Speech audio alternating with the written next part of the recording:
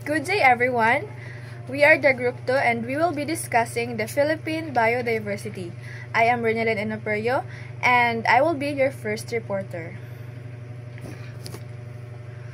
Introduction. The Philippines ranked 23rd in the world and 7th in Asia in terms of species richness. Biodiversity provides many benefits: social, cultural, aesthetic, and ecological, and support vital natural processes such as air purification, climate balance, nutrient recycling, and soil stability.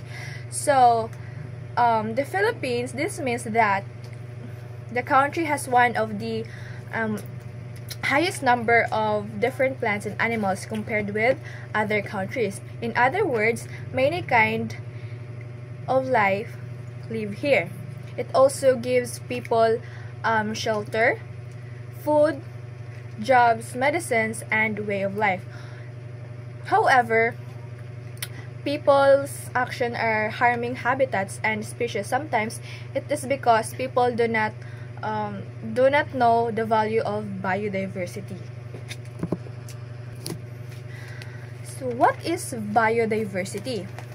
Biodiversity means the process of diverse biological life forms on as well as the ecosystem in which they live. So, ang biodiversity, it means the variety of all living things on Earth. The plants, animals, fungi, and even tiny microorganisms and the places where they live in. It includes all living things, from the smallest to biggest, and how they are interact with each other and in their natural environments. That's what we call biodiversity. From the word bio means life, and diversity is nagkainlain-lain nga mga kinds of life. According to the World Charter of Nature adopted by the United Nations General Assembly in 1982, every form of life is unique, warranting respect regardless of its worth to man, and to accord other organisms such as recognition. Man must be guided by a moral code of action. So the statement means that every living thing is special and deserves respect, even if it is smaller, bigger pa ba na siya. Everyone deserves respect, even if it is not useful to people. It tells us that humans should follow a moral rule to treat all forms of life with kindness and care. We should not harm animals, plants, or nature just for our own benefits. Instead, we must protect and take care of them because every living thing is important and has a role in our environment. It is kanang nag-keep na sila og balance sa atong environment pod. The Philippines has a total land of approximately 30 million hectares, consisting of more than 7,000 islands. The country is a habitat of different species of plants, animals, and microorganisms, what is known as biodiversity. So, ang Philippines has about 30 million hectares of land and more than 7,000 islands. Because of this, it is a home to many kinds of living things like plants, animals, and microorganisms. This variety of life is called biodiversity. The country has different places such as forests, mountains, rivers, and seas where many species lives. So let's move on to the levels of biodiversity. We have three levels of biodiversity. The first one is the species diversity. The second is genetic diversity. And the third one is ecosystem diversity. The first one is species diversity. Refers to the variety of living species. So it means this is how many different kinds of living things living in the area. For example, like plants, animals, Like mga daghan bitong mga species. For example, kanang birds, fish, trees, and insects. Muna siya species diversity, nagkalain-lain nga mga species. Next is the genetic diversity. Refers to the variety of genetic information contained in all of the individual plants, animals, and microorganisms. So, ang genetic diversity, it means the variety of genes inside the species, like they have different traits. Like sa example ani sa animals na sila ay mga lahi-lahi sila color, height, or resistance to disease. Like some of the animals and plants can survive in different weather.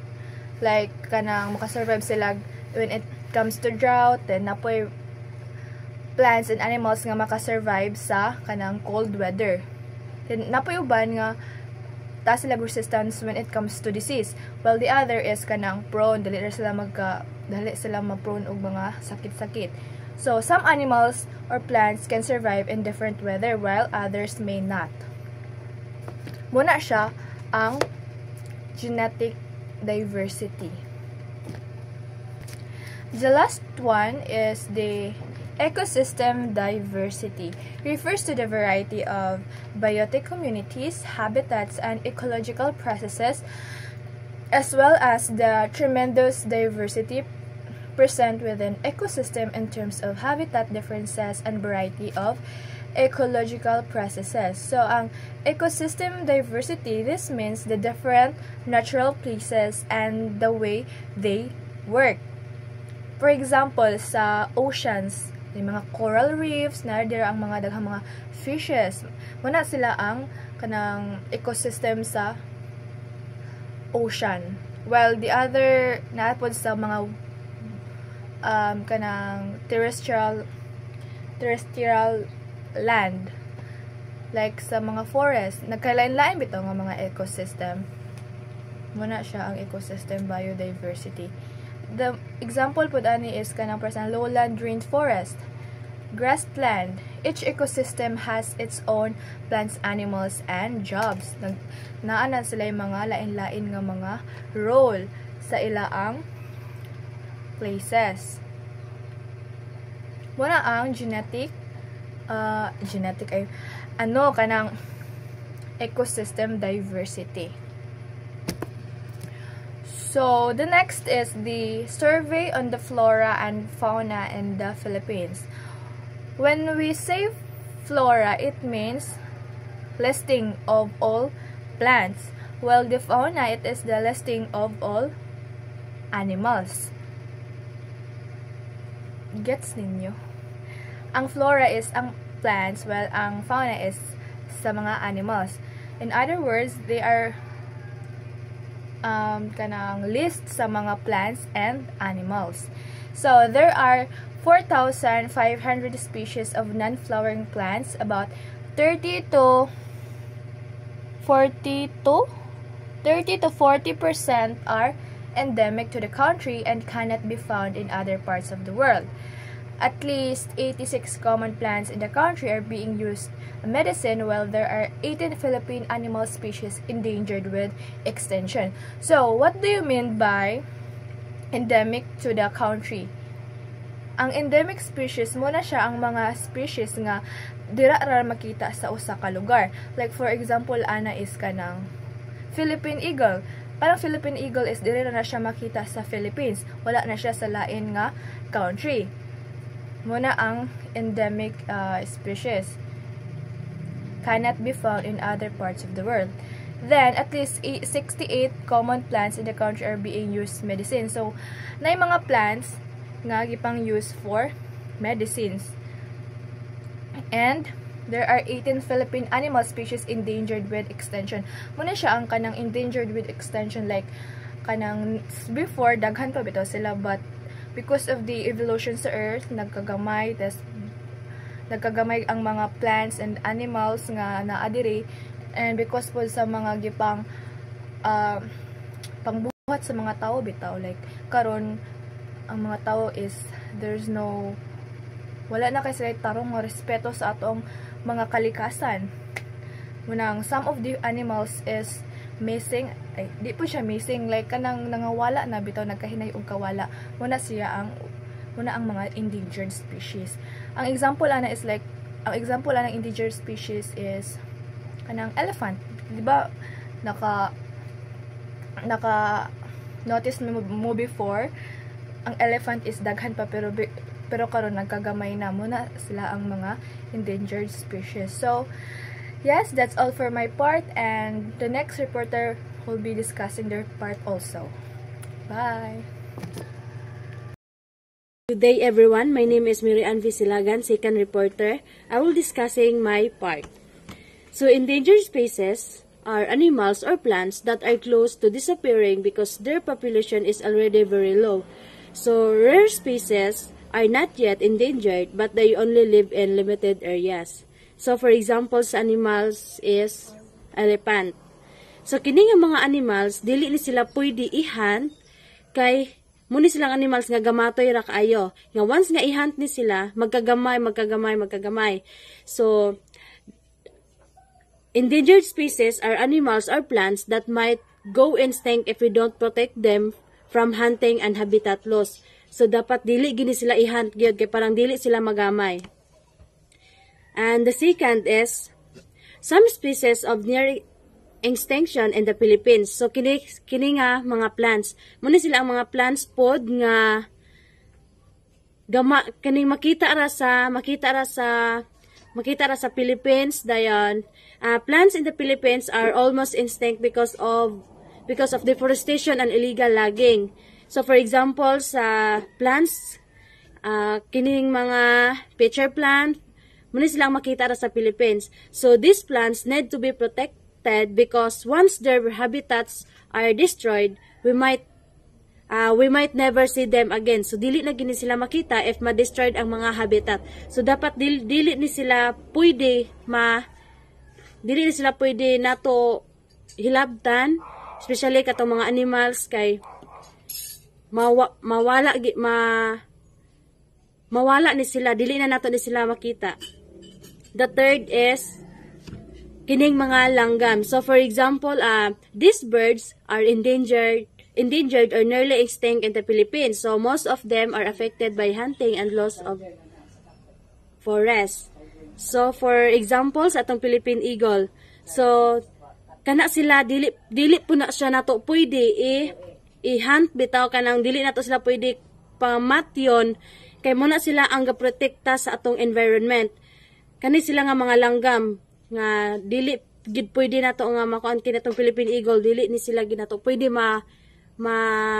i-hunt ba kana bitaw picton, like for example kanang picton sa ubang mga tawo kay picton man ginila kay parang ilalaging binuangan, kini sila dili ni sila pwede nato kwaon kay muna sila ang kaprotekta sa ato ang environment.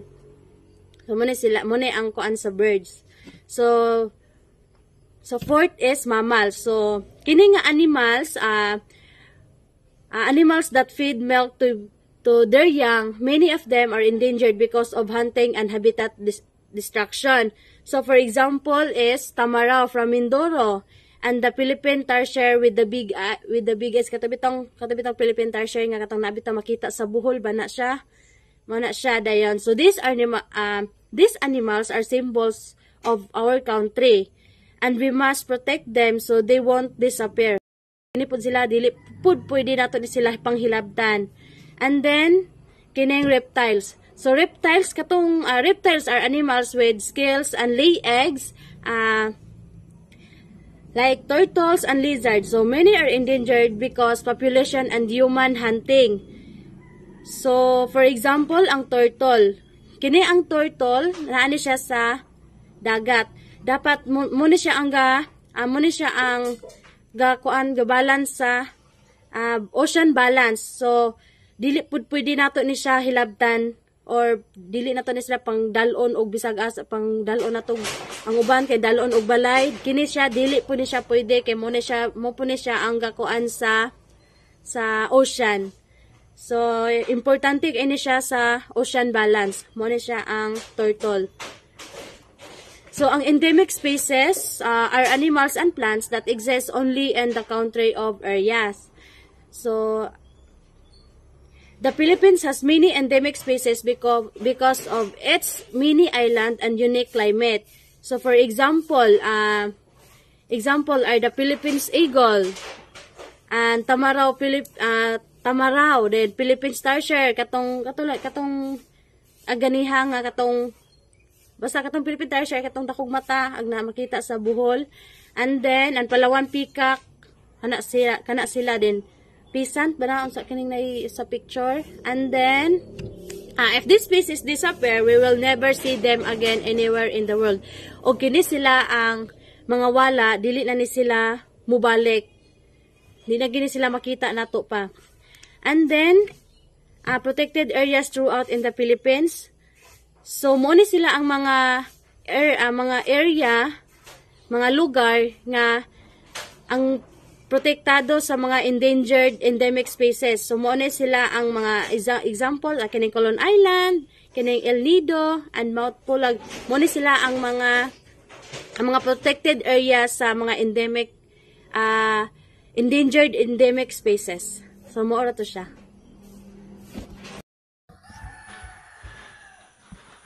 Hello everyone. I'm Marisol Manday. And I will be the third reporter, and I will be discuss the part of there are 10 natural resources in the country that have been designated as protected areas. When we say natural resources is example ana is kanang like a forest, animals, plant, that is natural resources. The protected areas are the natural park, wildlife sanctuary, natural monument, protected landscape and seascape, resource reserve, natural biotic areas, marine park, reef islands, and mountain ranges. Kani sila mauna sila as mandated by National Integrated Protection Area System called NIPAS Act of 1992. When we say National Integrated Protection Area, Central of Biodiversity means biodiversity. Bio is life, diversity is classy, variety of all living things. Example ana is kanang mga buhi, mga animals, mga plant. Mauna sila ang example of biodiversity, variety of all living things.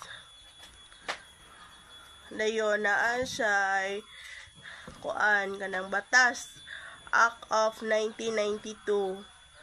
Mauna siya ay gaprotekta aning mga natural park, wildlife, ana sila. The protected areas are 2 in Luzon, 1 in Visayas, 5 in Mindanao. Okay, Batanes. The habitat of migratory bird and endemic bird and lizard. So diri sa Batanes, mo nilang Pinoy anan, like for example kanang mga langgam mo lang dito kana bitang mo pahuway dayon mo hawa na sad mo na ila ang silbi himuan nila og papahuwayan. Northern Sierra Madre National Park, one of the stronghold of the endangered Philippine eagle, Philippine deer, the dipterocarp species, the sea grass bed, coral reef. So kaning Northern Sierra Madre National Park, sila pod ang gahawid og sila mo'y pinakakusog nga nag-hold sa Endangered Philippines. Dayon, Subic Bay National Park, one of the priority site in Luzon for the endemic endangered bat species. Kani pong Subic Bay National Park maupod sila ang priority sa Luzon, like katobit ang mga bat species katong mga kwaknit. Dayon, Apo Reef Marine National Park between Palawan and Mindoro, composed of large coral reefs that support many species of fish, shells, and corals. And Mount Canlaon National Park, naa sila sa Negros.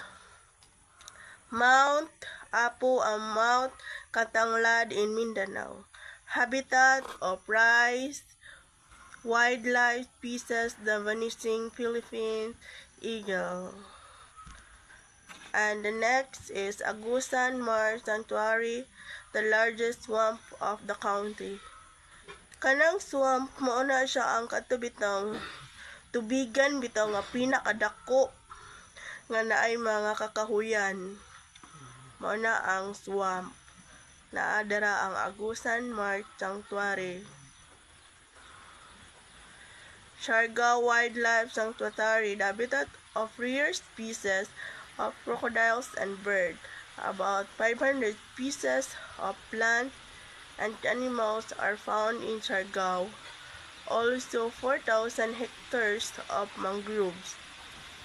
Then, the Turtle Island Marine National Park in Tulo Archipelago,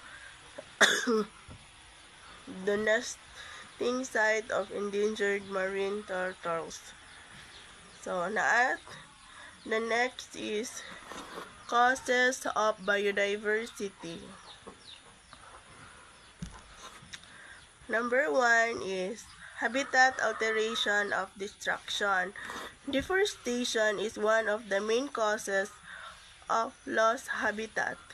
Reconstruction of the area in a park, agricultural development, among others, cause alteration or destruction. Ang habitat alteration or destruction, when you see deforestation, kanang mga deforestation, usapod ni kanang pangpamutol og kahoy. One of makadistract siya sa mga balay sa mga mga animals. Like for example, na ay dadto nagpuyo nga lapinig. Nga pamutlon man tong mga kahoy, so ma-distract sila. That's why habitat alteration or destruction. Number 2, improper use of agriculture chemicals. Human beings have polluted the environment with chemical poisons called pesticides. Some valuable insects are destroyed at the same time. The harmful ones are killed. Pesticides also soak in the soil and wash into streams. They poison fish and other aquatic animals. So, improper use of agriculture chemical, hindi wasto sa paggamit ng mga chemical. So, naay posibilidad po nga ang katong mga isda na po siya posibilidad nga mga matay sila kanang mga, di ba ang chemical is mag-spray na rin mga anod sa mga sapa or suba. So, naaman dira ang mga isda. So, mga matay sad na sila. Mauna siya ang hindi wasto sa paggamit ng chemical. And that's all. Thank you. Hi everyone, my name is Angie Tululunsod. I'm the fourth reporter. My topic is all about the continuation of Mirasol Manday report, the causes of biodiversity number 3. Overpopulation. Population increase and slow economic growth have brought threat to biodiversity. Massive timber and foil wood consumption, mining, dynamite, and moro fishing clearing for agriculture have destroyed nature habitat.